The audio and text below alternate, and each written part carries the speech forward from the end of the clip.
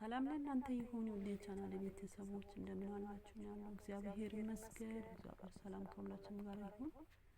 እንኳን አደረሳችሁ አደረሰን ለተሰንበት ቅዱሳን አባቶቻችን ዛሬ ተከብሮ ታስቦ የሚውሉት በረከታቸው ረድኤታቸው ይደረብን። አምደ ሃይማኖት ነገረ ቅዱሳን ለምን ስለ ቅዱሳን እንማራለን? በቅድስት ኦርቶዶክሳዊት ተዋሕዶ ቤተክርስቲያን አስተምሮ የእግዚአብሔር ቅድስና ፍጹምነት የቅዱሳን ሕይወት ውስጥ በግልጽ ይገለጣል።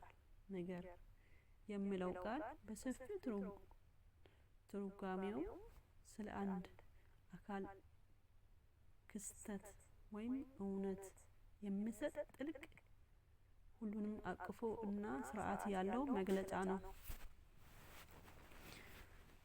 በዚህ መሰረት ነገረ ቅዱሳን ስንል ቅዱሳን ከልደታቸው እስከ እረፍታቸው ድረስ በሕይወታቸው ዘመን ሁሉ ሕገ እግዚአብሔርን አከብረው ትእዛዙን ፈጽሞ የኖሩ እና አሁን በመንፈሳዊ ዓለም ሕያው ሆነው የሚኖሩ የእግዚአብሔርን ልጆችን እንዲሁም ንጹሑን መላእክትን ማንነት ተጋድሎ ክብርና በቤተ ክርስቲያን ታሪክ ውስጥ ያላቸው ወሳኝ ሚና የምንማርበት ጥልቅ የሃይማኖት ትምህርት ነው። ይህ ትምህርት ቅዱሳን የመለኮታዊ ጸጋ ተካፋዮች በመሆኑ የሰው ልጅ ወደ ፈጣሪ አምሳል የመመለስ እና በመለኮታዊ ክብር የመግለጥ ሕያው ምስክሮች መሆናቸውን ያስረዳል። ቅዱሳን በምድር ሳሉ የክርስቶስን አርአያ ተከትለው የቅድስናን መንገድ በተግባር ያሳዩ፣ አሁንም ደግሞ በሰማያት በእግዚአብሔር ፊት ሆነው ለዓለም ሁሉ የሚማልዱ የቤተ ክርስቲያን ሕያው አባላት ናቸው። ይህ ነገረ ቅዱሳን የቤተ ክርስቲያን ሕያውነት፣ የክርስቶስ አዳኝነት፣ የመንፈስ ቅዱስ የቅድስና ስራ መግለጽ የሚያሳይ መሰረታዊ የትምህርት ክፍል ነው።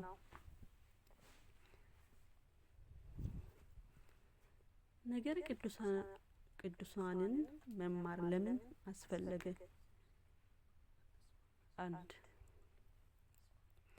የቅድስና ምንጭ ክርስቶስ። ነገረ ቅዱሳንን ስንማር የቅዱሳንን ሁሉ አስገኚ የቅዱሳንን ሁሉ ክብርና አክሊል ጌታችን ኢየሱስ ክርስቶስ መሆኑን ላላወቁ ለማሳወቅ፣ ላወቁት ለማጽናት መማር አስፈልጓል። ቅዱሳን የክርስቶስ አካል የሆኑ የቤተ ክርስቲያን ሕያው አባላት ናቸው። ቅዱስ ጳውሎስ እርሱም የአካሉ ማለት የቤተ ክርስቲያን ራስ ነው። ቆላስይስ 1:18 የቅድስና ሁሉ ምንጭ ነው። ቅዱሳን የቅድስናን መንገድ የተጓዙ በራሳቸው ኃይል ሳይሆን በክርስቶስ በኩል በሚፈስላቸው የመንፈስ ቅዱስ ጸጋ ነው። ይህ ማለት ቅድስና የሰው ልጅ የራሱ ፈጠራ ሳይሆን የመለኮታዊ ሕይወት ተካፋይነት ውጤት ነው። በእግዚአብሔር ጸጋ አማካኝነት የሰው ልጅ ወደ መጀመሪያ አምሳሉ የመመለስና የመለኮት ባህሪ ተካፋይ የመሆን እድል ያገኛል። ቅዱሳን ይህን የቴዎሲል ሂደት በተግባር ያሳዩ ሕያው ምሳሌዎች ናቸው።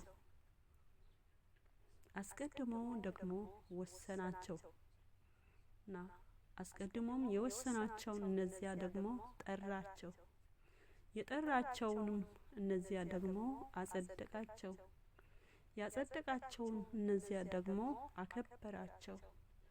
ሮሜ 8:30 ይህ ጥቅስ እግዚአብሔር ቅዱሳንን በጸጋ እንዴት እንደመረጣቸው፣ እንደጠራቸው፣ እንዳጸደቃቸውና እንዳከበራቸው ያሳያል። የቅዱሳን ክብር የራሳቸው ሳይሆን የመለኮታዊ ጸጋ ነጸብራቅ ነው። ይህ የመለኮታዊ ቅድመ እውቀት የቅዱሳንን ሕይወት የመለኮታዊ ፍቃድ መግለጫ ያደርጋል። በእነሱም የሕይወት ብርሃን ነበረ፣ ሕይወትን የሰው ብርሃን ነበረች። ዮሐንስ ወንጌል 1:4 ቅዱስ ዮሐንስ ወንጌላዊ ክርስቶስ የሕይወት የብርሃን ምንጭ መሆኑን ሲገልጽ ቅዱሳንን የዚህ ብርሃን ተካፋዮች መሆናችን ያስረዳል። 1:2 አርአያነትና ትዕግስት ቅዱሳንን የከፈሉትን ሰማዕትነት፣ የተቀበሉትን መከራ፣ ያሳዩትን ትዕግስትና ጽናት ለምእመናን ያለውን አርአያነት በቃልና በጽሑፍ ለማስተማር ማንነታቸውን ማወቅ አስፈልጓል።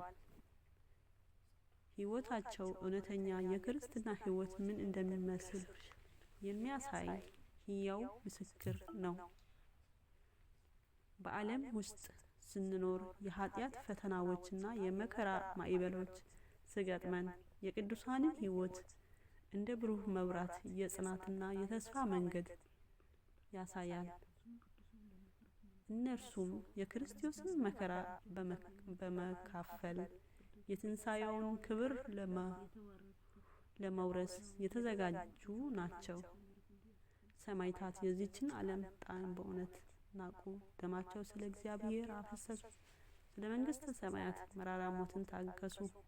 ቅዱስ ኤፍሬም ሶርያዊ በውዳሴ ማርያም ዘሐሙስ ላይ እንደተናገረው የሰማዕታት ደም የክርስትና ዘር እንደሆነ ቱርተሊያን መስክሯል። ሕይወታቸውም በዓለም ውስጥ ሆኖ እንዴት መንግሥተ ሰማያት መውረስ እንደሚችል ያስተምረናል። የቅዱሳንን ሕይወት መጽሐፍ ናቸው። በእነርሱ ውስጥ የክርስቶስን ሕይወት እናነባለን። ቅዱስ ዮሐንስ አፈወርቅ ይህ ማለት ቅዱሳን የክርስቶስን ባህሪ በራሳቸው ሕይወት ውስጥ አንጸባርቋል ማለት ነው። እንግዲህ እነዚህ የሚያህሉ ምስክሮች እንደ ደመና በዙሪያችን ካሉን፣ እኛ ደግሞ ሸክምን ሁሉ ቶሎ የሚከበን ኃጢአትንም አስወግደን የሃይማኖታችን ራስና ፍጻሜውን ኢየሱስን ተመልክተን በፊታችን ያለው ሩጫ በትዕግስት እንሩጥ። ዕብራውያን መልእክት 12:1 ይህ ጥቅስ ቅዱሳንን እንደ ምስክሮች ደመና በመግለጽ በክርስትና ሕይወት ውስጥ ያላቸው አርአያነትና ማበረታቻ ያጎላል።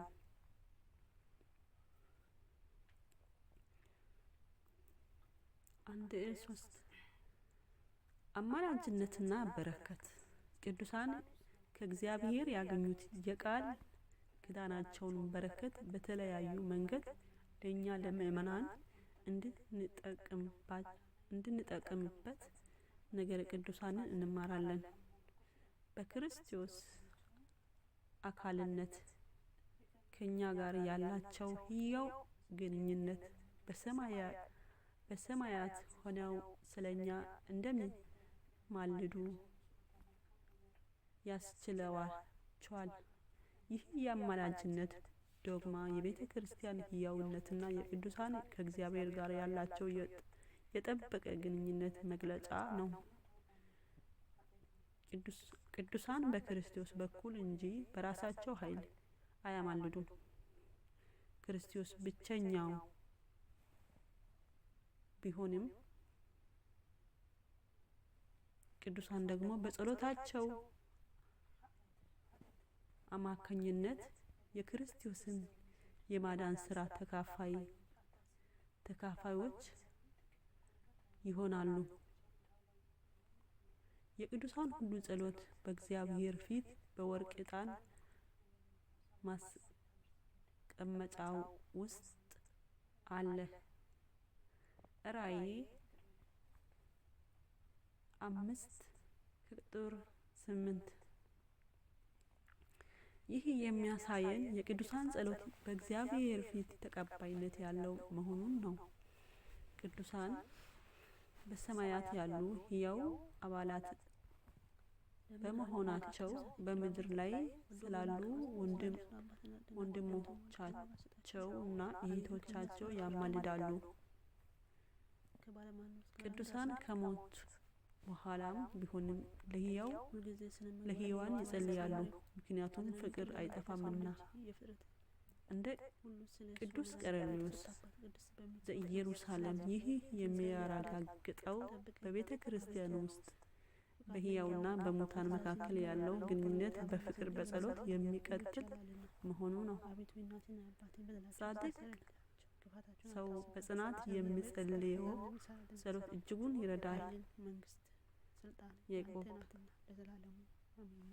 5:16 ይህ ጥቅስ የቅዱሳን ጸሎት ኃይል እንዳለው ያሳያል። ቅዱሳን በምድር ሆነው በሰማይ ሆነው የሚያደርጉት ጸሎት በእግዚአብሔር ዘንድ ተቀባይነት አለው።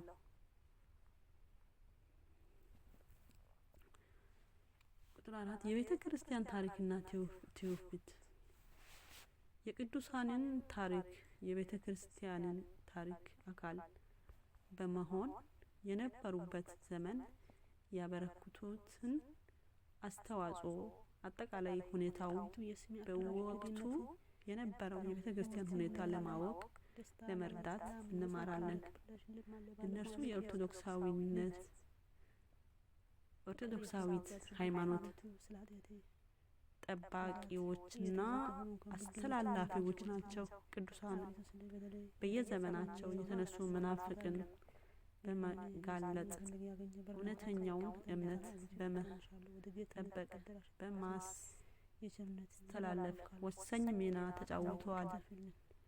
ሕይወታቸው የቤተ ክርስቲያን ተቀባይነት፣ የጸጋ ሥራ እና የመንፈስ ቅዱስ መሪነት ያሳያል። የቤተ ክርስቲያን ታሪክ የቅዱሳን ታሪክ ነው። ሕይወታቸውም የቤተ ክርስቲያን ሕያው ትውፊት ነው። ቅዱስ ጎርጎርዮስ ዘእንዝናዙ ይህ የሚያሳየው የቤተ ክርስቲያን ታሪክ ከቅዱሳን ሕይወት ጋር የማይነጣጠል መሆኑ ነው። በሐዋርያትና በነቢያት መሰረት ላይ ታንጻቸዋል።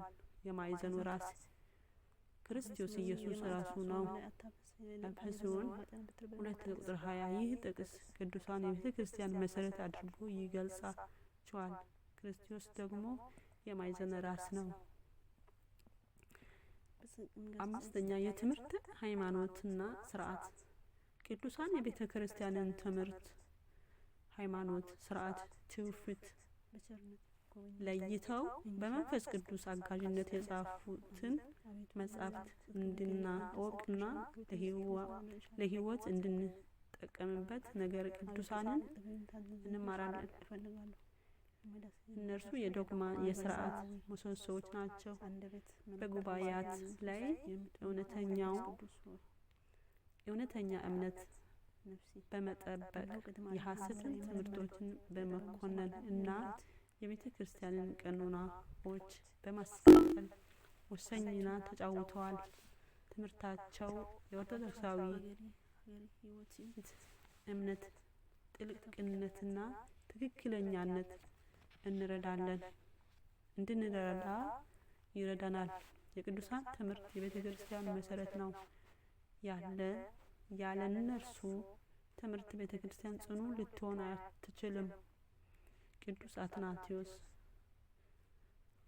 እኛም በእርሱ ቃል ኪዳን እንጸናለን፣ በሐዋርያት እና በነቢያት ትምህርት እንመላለሳለን። የሐዋርያት ሥራ 2:42 ይህ የሚያሳየው የቅዱሳን ትምህርት ለቤተ ክርስቲያን ሕይወት መሰረታዊ መሆኑ ነው።